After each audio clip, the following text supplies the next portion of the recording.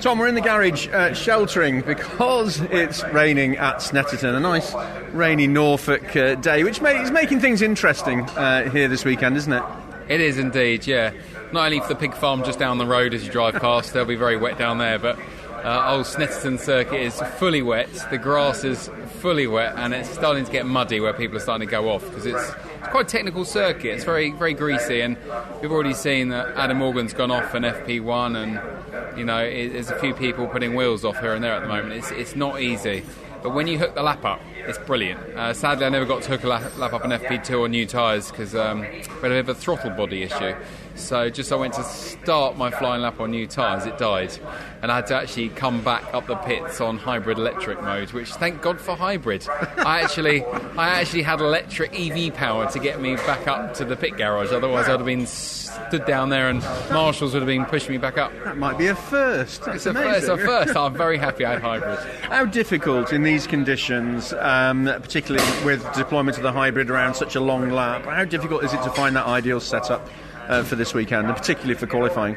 To be honest, the hybrid is actually very easy this weekend because there's such long straights. It's very powerful.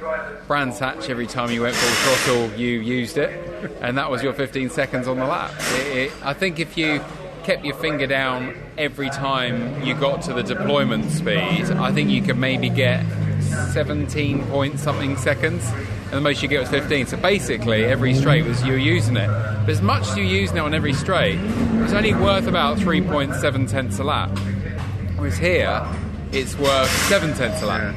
So because it's not just the bit up the straight it gets you going, that even if you come off the button, that keeps you going to the end of the straight. Because the straights are longer, it has more of an effect, especially as we're accelerating from sort of second and third gear corners. Because when we get to Truxton, that's different because you use it more when you're high speed, so the higher up the gear, the less torque when you hit a hybrid, so it's not as effective, I don't think. So, no, it's probably the best circuit we go to in the year for gaining lap time on hybrid. So I don't have quite full, I'm 13 seconds, but I mean, I'm only 2 seconds off, so I'm in a good position for qualifying. We just got to get the sweet spot in the car, and yeah, they've already changed the throttle body, so that should work.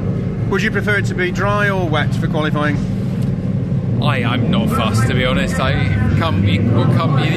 got to deal with the cars you're dealt, basically, and it's the same for everybody. I think my car's strong in the wet and the dry, so I'm not too fussed. Have a good qualifying, Tom. Thank you.